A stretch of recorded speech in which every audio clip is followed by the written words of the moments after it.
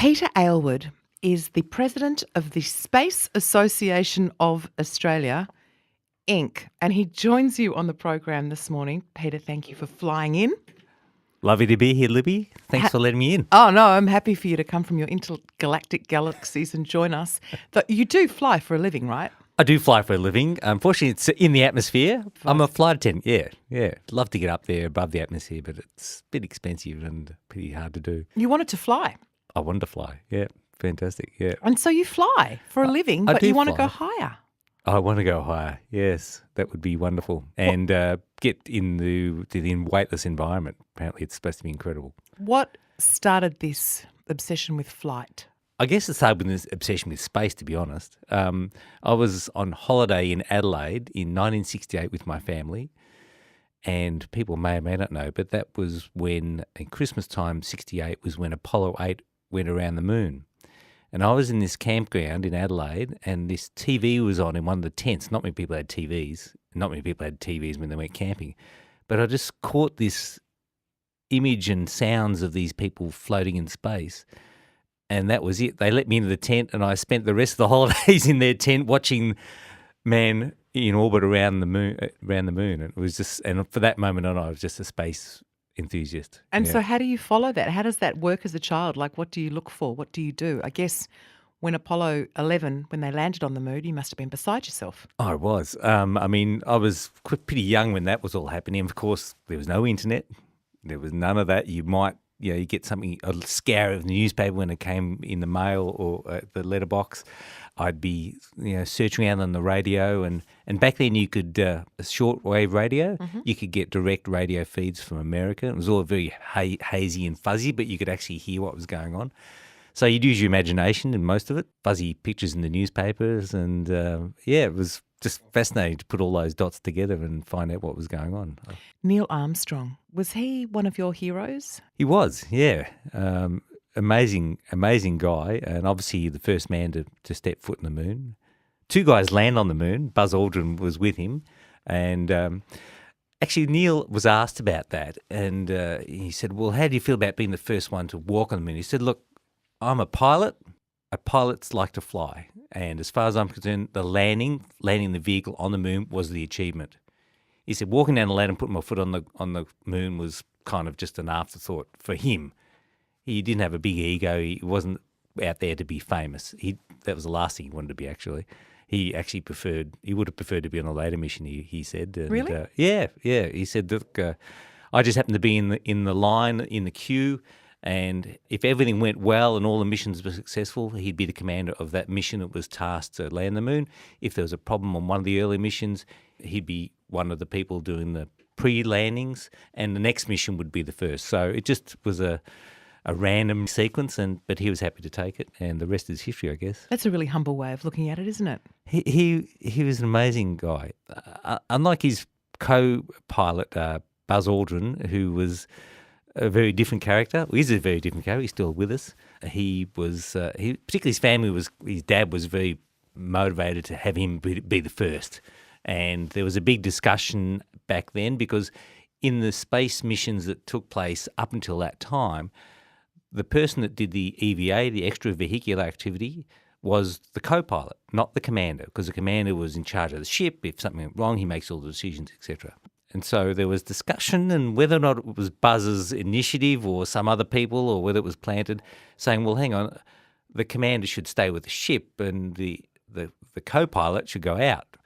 But of course, on the moon, the landing had already taken place, the vehicle wasn't moving, and the commander was in charge of the mission. So anyway, there was all discussions about who could get out the door with their spacesuit on, and that could all have been done with either way, but I think they chose the right guy. The politics of walking on the moon first. Oh, yes, indeed. That's right. I think Neil carried it very well. He carried the fame. He handled it in a very measured and professional. He didn't exploit it. He didn't get on the TV with chewing gum and Coca-Cola and sell stuff. Well, actually, he did get on one TV. He was in a Chrysler ad in the 70s, but I think he kind of regretted that.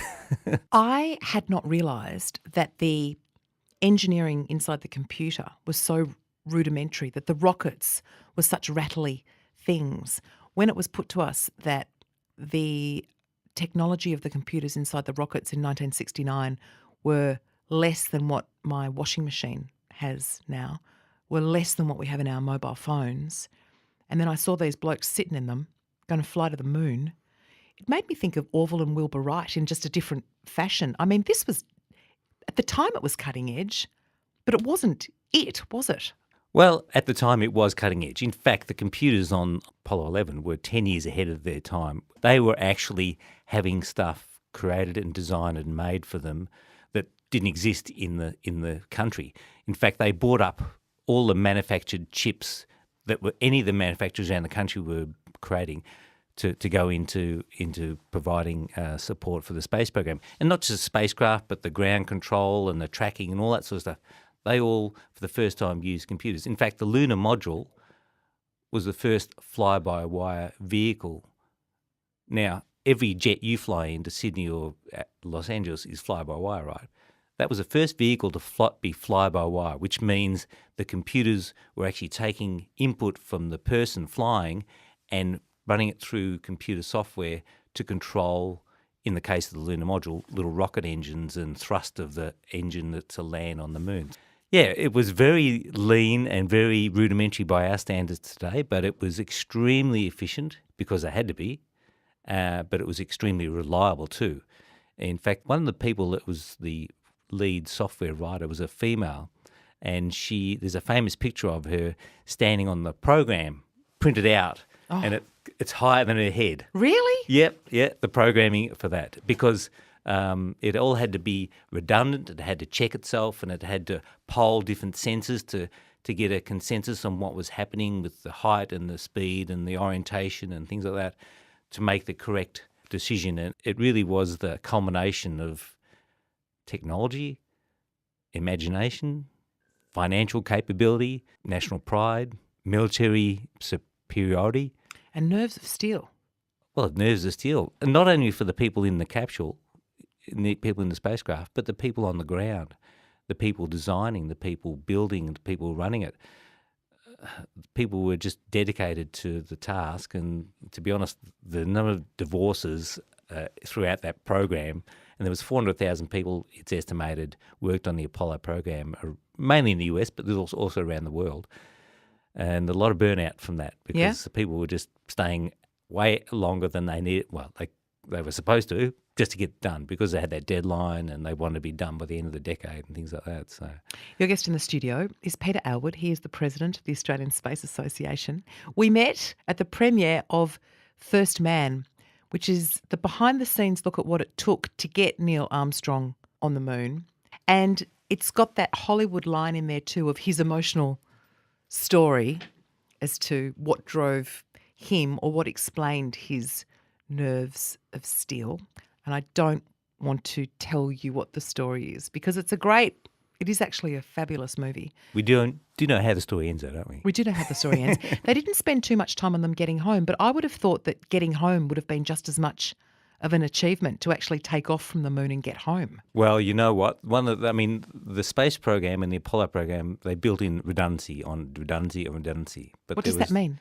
Like if something went wrong, they'd have an alternative. Right. You know, plan A, B, C, D, and plan A, B, C, D. So, but there's a few points where it's a single point failure. If it doesn't work, that's it. And one of those was the engine, the rocket engine that they used to blast off from the moon. They didn't have a backup engine. They didn't have any alternate plan of getting down and getting the people off. Okay, you could send a rescue ship up, but the lunar module was only designed to last for a few days. So by the time they get there, the air would have run out, et cetera, et cetera. So what they did is they built this rocket engine with this super, super simple technology where the fuels that were used, as soon as they touched each other, they ignited. So it was a super simple engine, and then they even included a toolkit in the lunar module for the astronauts to be able to unscrew the top of the engine and manually turn the valve to fire it. So there was a couple of redundancies, I guess, but they really wanted to make sure that thing worked. Next year is the 50th anniversary of Apollo 11's landing on the moon. What will the Space Association be doing to celebrate that? What will you be doing? I mean, is this a big thing for you personally? Because to have a passion and a hobby and to be president must take up a lot of time. It is a big thing. I mean, it's kind of crept. We knew it was coming, but it's crept up. People may or may not know, but Australia had quite an involvement in the space program, the Apollo program. Is that the dish? Well, the dish, and there's a whole story behind the dish. Parkes was definitely involved, but there was another tracking station called Honeysuckle Creek, which was actually the NASA-dedicated tracking station that was really the key to it, and that kind of left out in the dish story. But that's okay. I mean, it was made for a market and made for people's understanding. Anyway, the guys there's a bunch of those guys are still around, and in the 40th anniversary of it in 2009, they put a big thing together in Canberra, and I think they're working on another one for the 50th. And a number of our members are going up there. I'm working on a plan here in Australia, in Melbourne, and it's sort of coming together. People may or may not know the Sun Movie Theatre in Yarraville. They've actually got a thing called the Moon Festival on, and they're running a whole bunch of moon and space-related films between I think it's the 18th to the 24th of July in 2019. Tell me about Honeysuckle Creek. Honeysuckle Creek was a tracking station outside of Canberra, and it was designed specifically for deep space communication. So as people realise, the world is round, despite some people saying it's not, and it rotates. And when a spacecraft or the moon is out there, as the world turns, being able to see line of sight and communicate with them is only if you can see it. So what NASA did is they said, well, if we're going to have deep space and the Earth is turning, we need to have at least 3 stations that can transmit and receive signals from the spacecraft. So one of them is in California, Goldstone, it's still there. Another one is in Madrid in Spain, that's still there. And the other one was in Honeysuckle Creek in Canberra, just outside of Canberra. Now, we do have a tracking station in Canberra, which is called Tidbinbilla, and that's designed, they use that for tracking different spacecraft, the Voyagers and the Curiosity rovers and things like that. But this was back specifically for the Apollo program, and it was built in 1965, and then it finished near this start of the shuttle program. So, yeah, they were out there and they were transmitting and receiving signals. Now, the way it worked on the day of the moon landing, NASA had originally planned, because the day was so stressful for the astronauts, that they would get in the spacecraft, go down on land and go to sleep, have a rest, get up and then do their moonwalk. And, of course, are you going to be doing that when you land on the moon? No. They said, no, we're gonna get ourselves dressed up and we're going to go. So that meant that Honeysuckle Creek was in line to be the station to receive the transmission. So when you see the film of the TV signals and the picture of Neil Armstrong walking down the ladder and putting his foot on the moon, that came through Honeysuckle Creek in Australia. Oh, wow. Actually, we saw it in Australia 6.5 seconds before the rest of the world, because the signal we saw on TV, you're probably not old enough to have watched it, I was, we saw it 6.5 seconds and it came direct. The signal that the rest of the world saw was transmitted across to Houston via a satellite, and then Houston sent it out to the rest of the world. So we got the first cut. So there you go. So where did Parkes come into it? Parkes was a bigger receiving dish. In fact, it's a radio telescope. It's not a tracking station at all. But as the Earth turned, Parkes was not able to receive a signal from the moon. Honeysuckle Creek was. So the first 6 minutes or so was through Honeysuckle Creek. Then Parkes came into view of the moon, and the signal was a little bit clearer because of the bigger dish, so they switched over to Parkes. So that's the story there. And that stayed for the rest of the EVA, the moonwalk. Peter Elwood is the president of the Australian Space Association. He's on your radio ahead of next year's 50th anniversary of Apollo 11 landing on the moon and Neil Armstrong taking the first steps, ahead controversially of Buzz Aldrin, whose dad wanted him to do it. I've learnt so much this morning. How far has this passion for space taken you?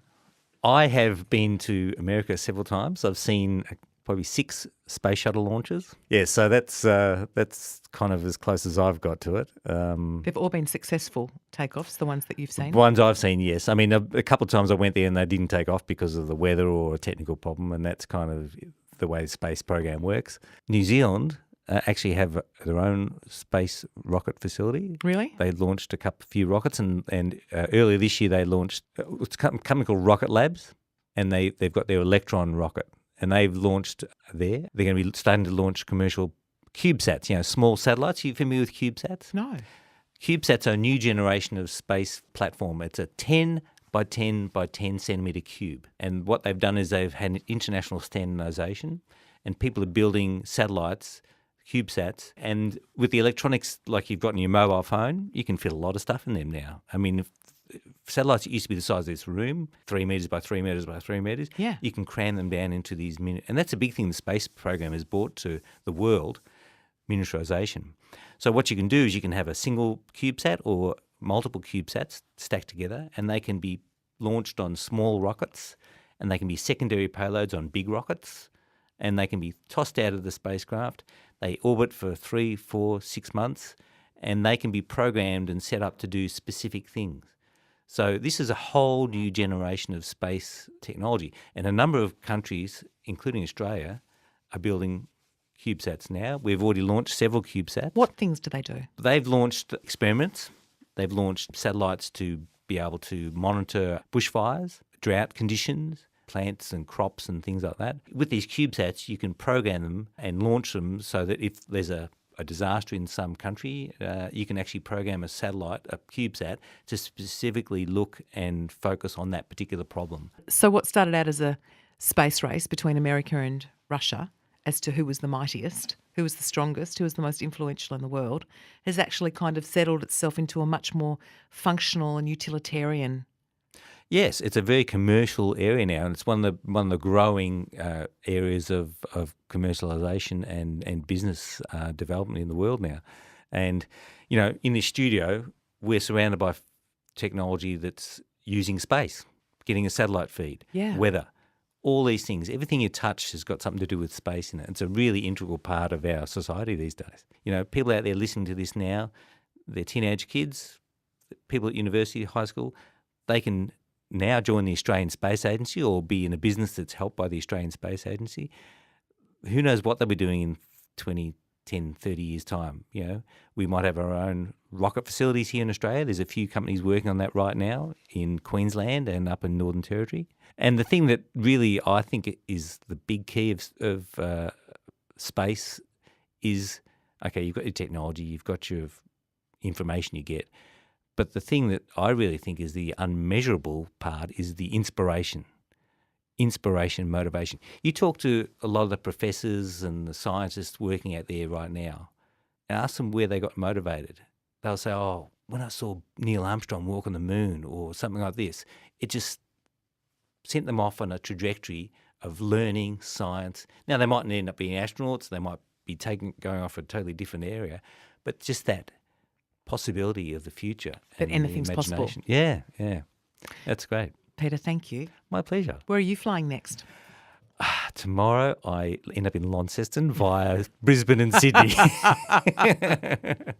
Well, I hope that it's a weightless flight. Well, we try to keep it nice and smooth on board. You know, Yes. It's a bit easier with the drinks. 20 kilograms anyway, carry-on luggage. There you go. Thank you, Peter Aylward, President of the Australian Space Association. And if people want to learn more, you can go to our website, which is space.asn.au, and we've got our next free public meeting at the RMIT on the 22nd of October. Perfect. Monthly meetings. Very good. Monthly meetings and all. Thank you, Peter. Thank you.